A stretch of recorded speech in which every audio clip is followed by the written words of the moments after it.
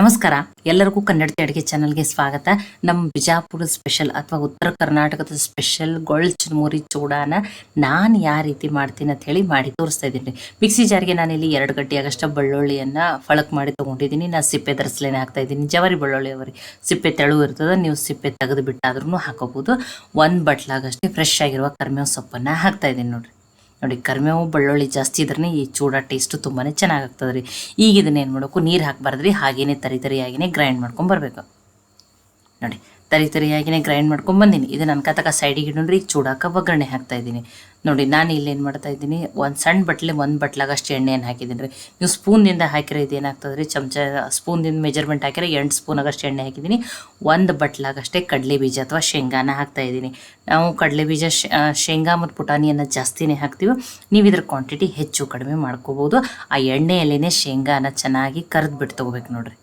ಹುರಿದಿದ್ದು ಶೇಂಗಾ ಹಾಕಬೇಡ್ರಿ. ಈ ರೀತಿ ಹಸಿ ಶೇಂಗಾನೇ ಎಣ್ಣೆಯಲ್ಲಿ ಕರೆದು ಬಿಟ್ಟನೆ ಚೂಡ ಮಾಡಬೇಕು, ಟೇಸ್ಟ್ ಚೆನ್ನಾಗಾಗ್ತವೆ. 1 ಬಟ್ಲಾಗಷ್ಟೇ ಪುಟಾಣಿ ಅಥವಾ ಹುರುಗಡ್ಲೆಯನ್ನು ಹಾಕ್ತಾಯಿದ್ದೀನಿ. ನಾನು ಹೇಳ್ತಾ ಇದ್ದೀನಿ, ನೀವು ಕ್ವಾಂಟಿಟಿ ಹೆಚ್ಚು ಕಡಿಮೆ ನಿಮ್ಮ ಮನೇಲಿ ಎಷ್ಟು ಇದ್ದಾರಲ್ಲ, ನೀವು ಶೇಂಗಾ ಪುಟಾಣಿ ಅಷ್ಟನ್ನೇ ಹಾಕಿರಿ. ಈಗ ಅದು ಎಣ್ಣೆಯಲ್ಲಿ ಪುಟಾಣಿ ಆಲ್ರೆಡಿ ಹುರಿದಿದ್ದೇ ಇರ್ತಾವಲ್ಲ, ಸ್ವಲ್ಪನೇ ಹುರ್ಕೊಂಡ್ರೆ ಸಾಕ್ರಿ. ಶೇಂಗಾ ಅಷ್ಟೇ ಚೆನ್ನಾಗಿ ಹುರ್ಕೋಬೇಕು, ಎಣ್ಣೆಯಲ್ಲಿ ಕರೆದು ಬಿಟ್ಟು ತೊಗೋಬೇಕು.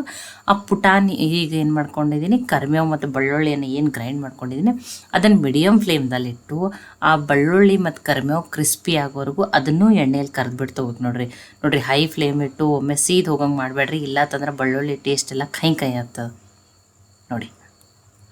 ಕಲರ್ ಏನು ಚೇಂಜ್ ಆಗಬಾರ್ದು, ಅದ್ರ ಕ್ರಿಸ್ಪಿ ಆಗಬೇಕು. ಈ ರೀತಿ ಕಂಟಿನ್ಯೂ ಆಗಿ ತಿರುವು ಬಿಟ್ಟು ತೊಗೋರಿ ನೋಡಿ.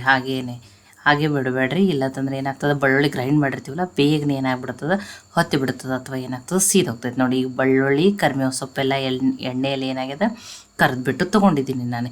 ಈಗ ಇದಕ್ಕೆ ಉಳಿದಿರುವ ಸಾಮಗ್ರಿಗಳನ್ನ 1 ಸ್ಪೂನ್ ಆಗಷ್ಟೇ ರೆಡ್ ಚಿಲ್ಲಿ ಪೌಡ್ರನ್ನ ಹಾಕ್ತಾಯಿದ್ದೀನಿ. ಇದು ಬ್ಯಾಡಗಿ ಪೌಡ್ರ್ ಅದ್ರಿ, ಇದೇನು ಜಾಸ್ತಿ ಖಾರ ಇಲ್ಲ. ಆಮೇಲೆ ಇದಕ್ಕೂ ನೋಡಿರಿ, ಇದು ಕಲರ್ಗೆ ಇಷ್ಟನೇ ಸಾಕು. ಉಳಿದಿದ್ದನ್ನು ಏನು ಮಾಡ್ತಾಯಿದ್ದೀನಿ, ನಾನು ಮಸಾಲೆ ಖಾರನ ಹಾಕ್ತಾಯಿದ್ದೀನಿ ರೀ.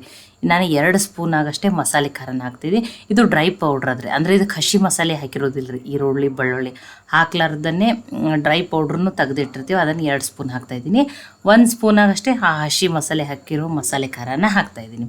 1 ಅರ್ಧ ಟೀ ಸ್ಪೂನಾಗಷ್ಟೇ ಅರಿಶಿಣನ ಹಾಕ್ತಾಯಿದ್ದೀನಿ. ನಮ್ಮ ಉತ್ತರ ಕರ್ನಾಟಕದ ಸ್ಪೆಷಲ್ ಮಸಾಲೆ ಖಾರ ನಾವು ಪಲ್ಯಗಳಿಗೆ ಅಷ್ಟೇ ಯೂಸ್ ಮಾಡಲ್ಲ, ಈ ರೀತಿ ಸ್ನ್ಯಾಕ್ಸ್ ಅಥವಾ ಚೂಡಾಕೂ ಯೂಸ್ ಮಾಡ್ತೀವಿ. ತುಂಬಾ ಟೇಸ್ಟಿಯಾಗಿರ್ತದೆ ನೋಡಿ. ಅದನ್ನು ಲೋ ಫ್ಲೇಮ್ದಲ್ಲಿಟ್ಟನೆ, ಇಲ್ಲಾಂದ್ರೆ ಖಾರದೆಲ್ಲ ಸೀದ ಹೋಗ್ಬಿಡ್ತದೆ. ಲೋ ಫ್ಲೇಮ್ದಲ್ಲಿಟ್ಟನೆ ಆ ಎಣ್ಣೆಯಲ್ಲಿ ಬಿಸಿ ಮಾಡ್ಕೊಂಡ್ಬಿಟ್ಟು ಗ್ಯಾಸನ್ನು ಆಫ್ ಮಾಡಿದ್ದೀನಿ ನೋಡಿ. ಈಗ ರುಚಿಗೆ ತಕ್ಕಷ್ಟು ಉಪ್ಪನ್ನು ಹಾಕ್ತಾಯಿದ್ದೀನಿ. ಈ ಒಗ್ಗರಣೆ ಏನಾಗಲಿ ರೀ, ಒಂದು ಸ್ವಲ್ಪ ಹೊತ್ತು ಆರಲಿ ರೀ ಇದನ್ನು ನೋಡಿ. ಆರಿದ ಮೇಲೆ ನಾನು ಏನು ಮಾಡ್ತಾಯಿದ್ದೀನಿ, ಚುರುಮುರಿಯನ್ನು ಹಾಕ್ತೀನಿ ನೋಡಿ. ಈಗ ಒಗ್ಗರಣೆ ಆರ್ಯದ್ರಿ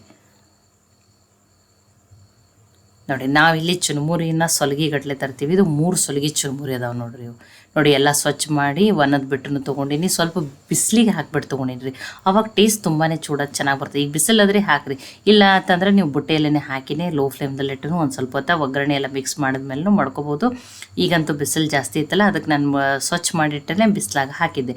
ಈಗ ಒಗ್ಗರಣೆನೆಲ್ಲನೂ ಮಿಕ್ಸ್ ಮಾಡ್ಕೊಳ್ರಿ ನೋಡಿ. ನಿಮ್ಮ ಕಡೆ ಈ ರೀತಿ ಮಸಾಲೆ ಖಾರ ಇಲ್ಲಾಂದ್ರೆ ನೀವೇನು ಮಾಡಿರಿ, ರೆಡ್ ಚಿಲ್ಲಿ ಪೌಡ್ರು ಮತ್ತು ಗರಂ ಮಸಾಲಾನ ಹಾಕಿರಿ ನೋಡಿ. ಎಲ್ಲನೂ ಏನು ಮಾಡ್ಕೊಂಡಿದ್ದೀನಿ. ಈಗ ಸಾಯಂಕಾಲ ಚೂಡಬೇಕಾಗಿತ್ತು, ಅವಾಗ ಮಾಡೋ ಮುಂದೆ ನಾನು ಇದನ್ನು ಏನು ಮಾಡ್ಕೊಂಡಿದ್ದೀನಿ, ವಿಡಿಯೋವನ್ನು ರೆಕಾರ್ಡ್ ಮಾಡ್ಕೊಂಡಿದ್ದೀನಿ ನೋಡಿರಿ. ಈಗ ಇದಕ್ಕೆ ಏನು ಮಾಡಬೇಕು, ಲಾಸ್ಟಿಗೆ ಏನು ಮಾಡ್ತಾಯಿದ್ದೀನಿ ರೀ, ನಾನೀಗ ಎಲ್ಲ ಮಸಾಲೆ ಎಲ್ಲ ನೀಟಾಗಿ ಮಿಕ್ಸ್ ಆಗೈತಿ. ಇದಕ್ಕೆ ನಾನೀಗ ಇನ್ನು ಬರೀ ಸಕ್ಕರೆ ಪುಡಿಯನ್ನು ಅಷ್ಟೇ ಹಾಕ್ಬೇಕು ನೋಡಿ.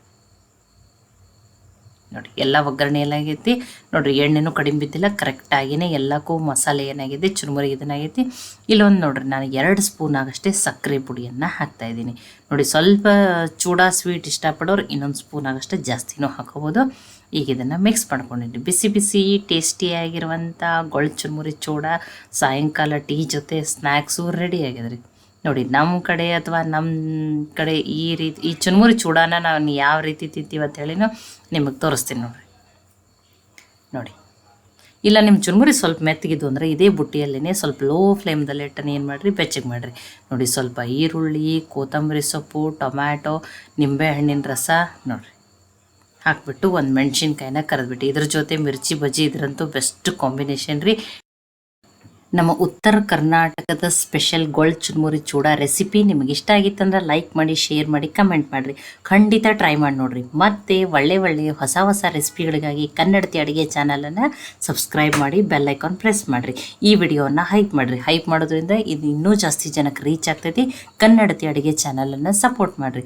ಮತ್ತೊಮ್ಮೆ ಎಲ್ಲರಿಗೂ ಧನ್ಯವಾದಗಳು. ನಾಳೆ ಮತ್ತೆ ಹೊಸ ರೆಸಿಪಿ ಜೊತೆ ಸಿಗೋಣ.